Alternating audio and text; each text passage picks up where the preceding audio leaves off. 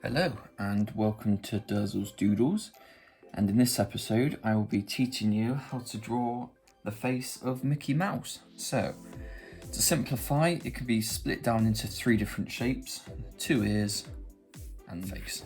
So 3 circles is all you need.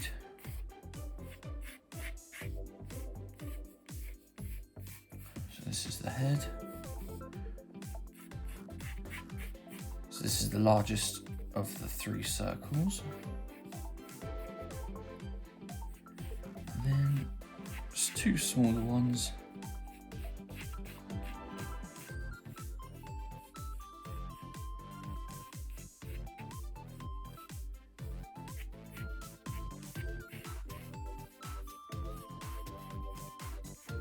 So it's just getting the sketch of the outline. Main goal is to try and keep them the same sort of size. It's just fine tuning. Okay, and so we had like a simple guideline down the middle. So this is just the center of our face. All of this will be erased later, but it's just making sure we get the right proportions set up. So that's the center of the face. And so Mickey Mouse has quite an interesting hairline. So it's like a widow's peak, so like a point. But it's like a fancy letter M.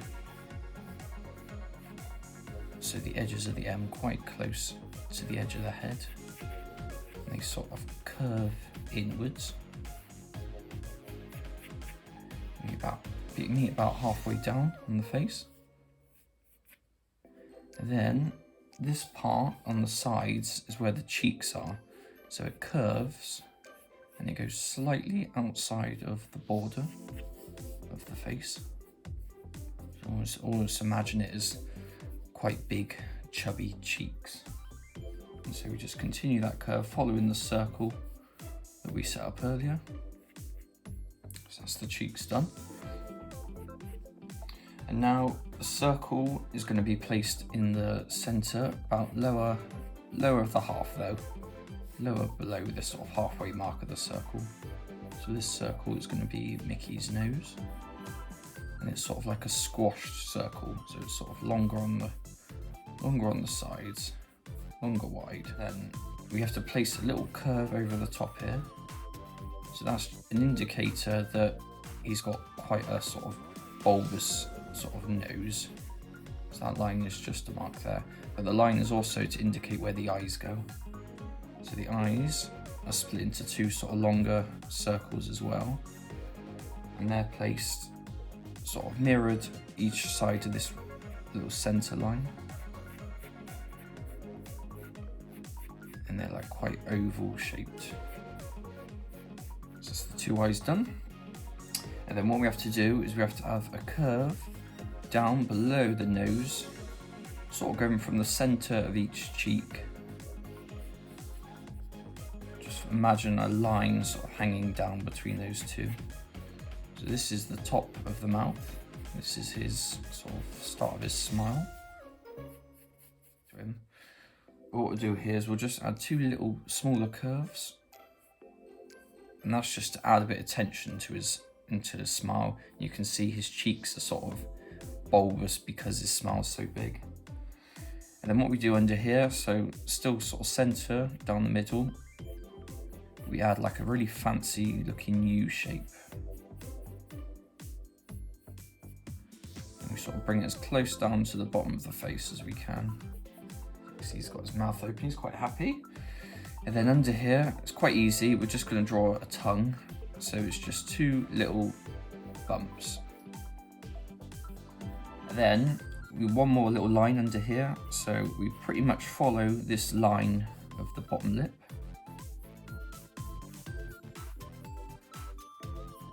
And that's just to sort of show the bottom of the chin as well. And it's just to break up this massive circle. Helps give a bit of definition to his face. There you go. And then all we do is we add 2 little smaller circles in here. Just making sure everything's sort of neaten up, ready. So there you go, that's the sketch. So what I'm going to do is I'm just going to ink it all just to make it a bit cleaner. Then I will be right back.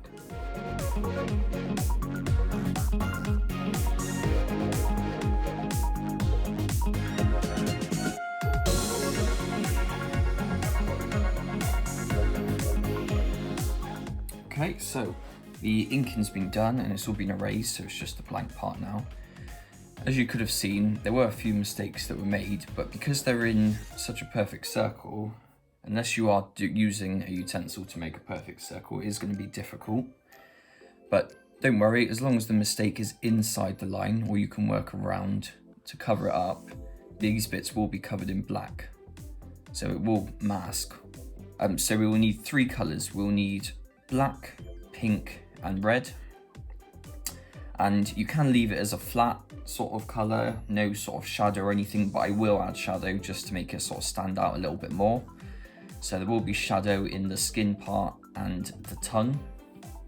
So if we go to the skin, we'll leave the black till last because black's so sort of overpowering, it will sort of cover up any sort of overlaps that we do. What we'll do for the skin, we will use a darker colour for the shadow. So what we're doing is we're just adding shadow to the parts of the skin near the base and the sides, just because it will give a bit of depth to the face. And we can imagine sort of a light source coming from about the top here. So we'll taper the shadow sort of near the cheek. So we're just working that shadow around, and it'll end near the top because the light source will be hitting the cheek. And the same down here, we'll be adding a little bit of a shadow. A little bit of shadow to the mouth. And we'll do the same on the other side. The good thing about adding shadow to something that's usually flat, like Mickey Mouse, is you sort of give a bit of life to the character as well. And also it helps them to sort of stand out on the page when you add that depth to them.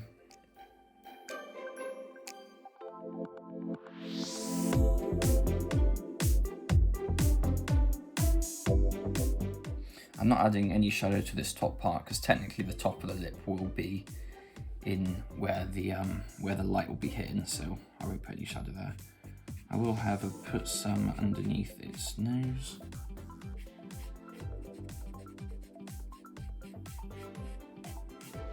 I'm going larger than the actual nose itself, because technically all of this is his nose.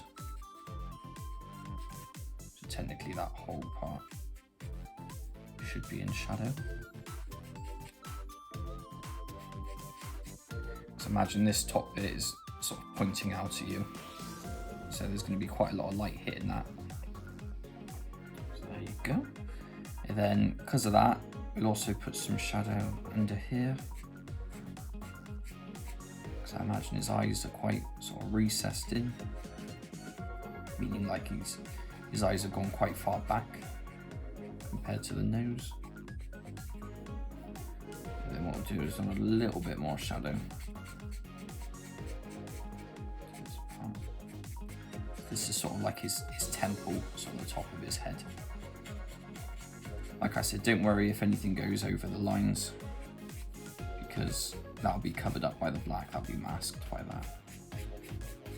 Remember, this can be done with a pencil, it can be done in black and white, it doesn't need to be a marker pen. I just feel that it's a lot easier to make a sort of solid colour and to blend when there's markers, because sort of the alcohol mixes in to create that blend effect. Okay, so your shadows are added in now. So what I'm going to do is go over the skin with a lighter colour. So this goes over all the rest of the skin. It looks almost pale. But what we're doing is we're just going over everything. Even the shadow part, because what we're doing is we're blending that shadow back through again. And that's when the 3D effect will start to kick in.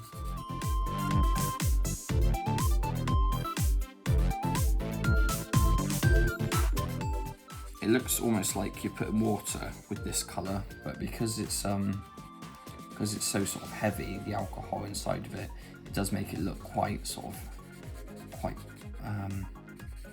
quite see-through. So it does look like I'm just putting water on it, to be fair, but as it sort of dries up, it does become this sort of nicer pink, fleshy colour. These are Touch New sketch markers, so they're not the most expensive. I got them off Amazon. Only about 20 quid for the pack, but depending on which pack you want to get, they come in different size packs. And this pack was a sort of skin tone sort of collection. So it is good because it does cover quite a lot of colours. But with alcohol markers, the more alcohol you add into it, the more there is a risk that it's going to sort of overspread. And this time around, I've used a thicker bit of paper. So it's all about compromise really, because the thicker the paper, the less clean you're going to get your lines if you're inking, but the less risk you're going to get of any sort of water blending too far out of where you want it to go. Like this is perfect for watercolour, this paper. It's great when you're blending, but it's a nightmare when you want to try and get a clean line. See, like even now you can see that little part's gone into the actual button nose. But don't worry, because that bit's going to be black as well. So as long as you know what colour's going where, that's the main thing.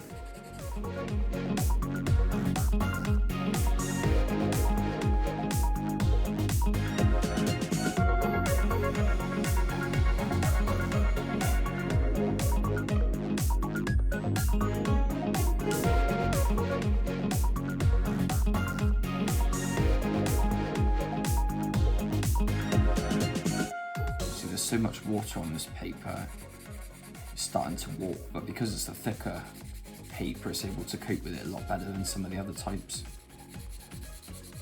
So then you get this horrible sort of wavy, bubbly effect on your paper. It's not bad, you know, it won't last forever, because you can sort of leave it to dry out and it will go back to a sort of semi-stable shape, but with this one it's not even gonna want to bend, so I don't have to worry later on about waiting for it to dry out, because it's absorbing so much of the alcohol, but it's not giving.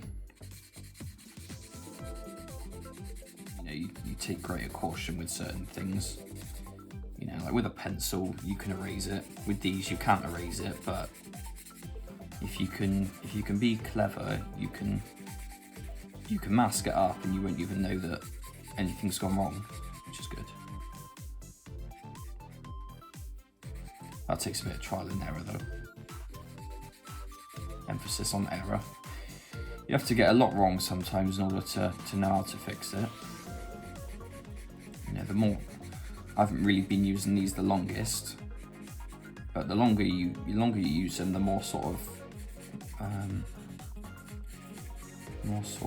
confident you get with your sort of placement.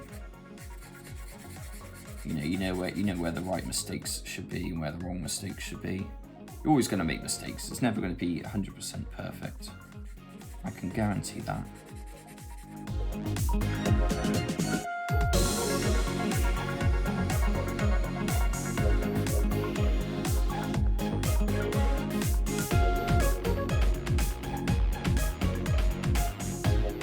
There you go.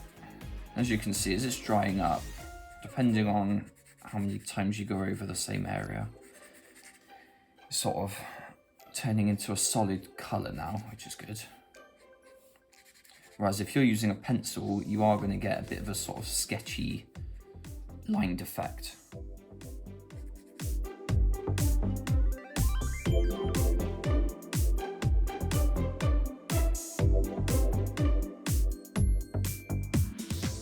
So yeah, there is the skin.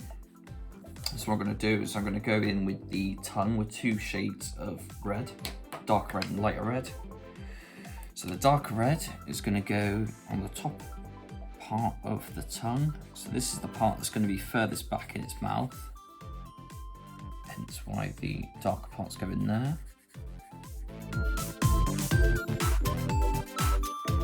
is I'll bring the shadow round, because technically his mouth is going to be casting a shadow on the rest of his inside mouth. So there you go, so that's the darker part. And I'm just going to go in with a lighter red as well.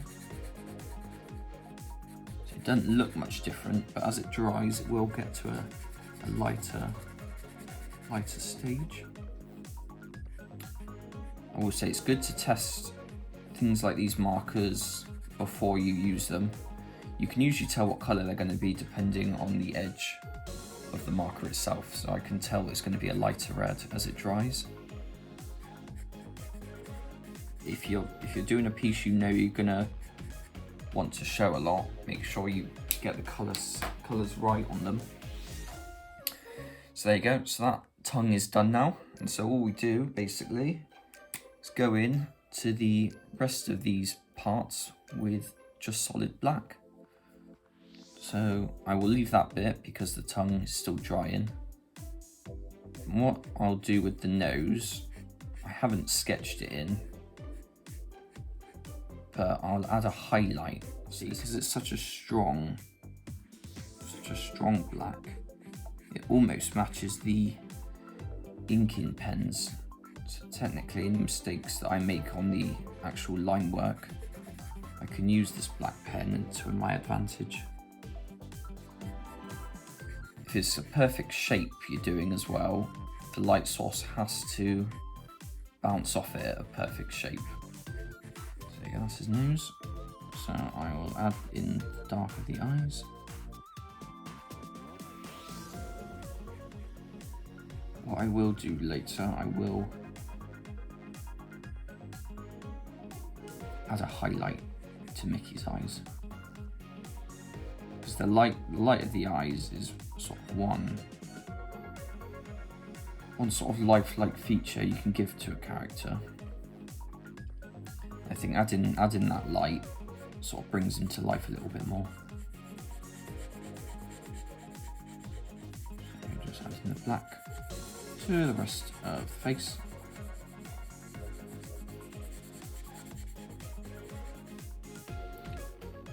What I'll do is I'll speed this bit up because it might take a bit long, but I'll be right back.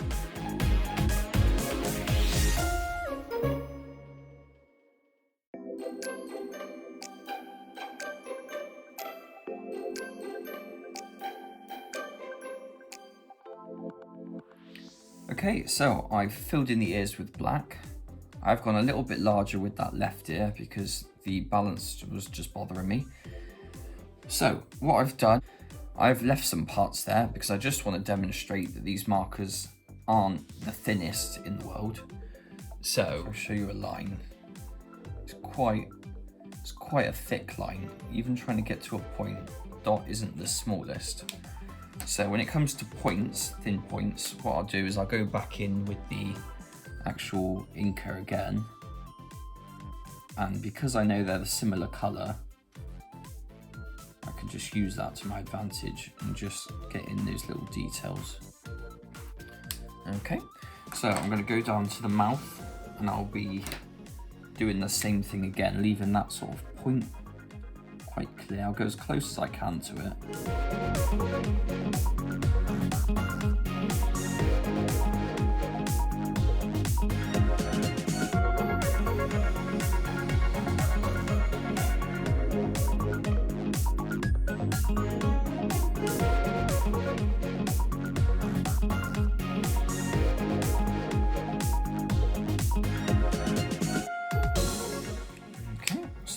Go back in with that little marker pen again, so now it's drier a bit. Go back into that little corner. Get into the detail. Surprisingly, it just saves time doing it this way. So what I'm going to do, like I said earlier, I'm going to put in that little highlight into his eye. So what I'm going to do is I'm just going to get a little white marker. You can buy this sort of anywhere you get your normal markers. And the light's near the top, so I'll do.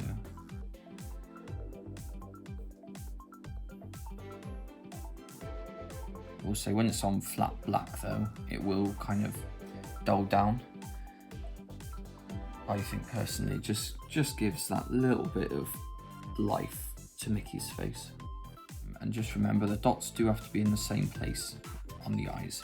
Even though the light source is coming sort of straight down, it does have to be in the same place. Because otherwise it will give the view that there's two different eyes there.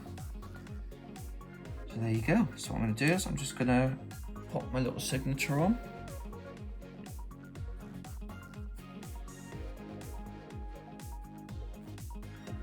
And there you go. There is how to draw Mickey Mouse. And if you'd like and subscribe, I would really appreciate it. Thank you.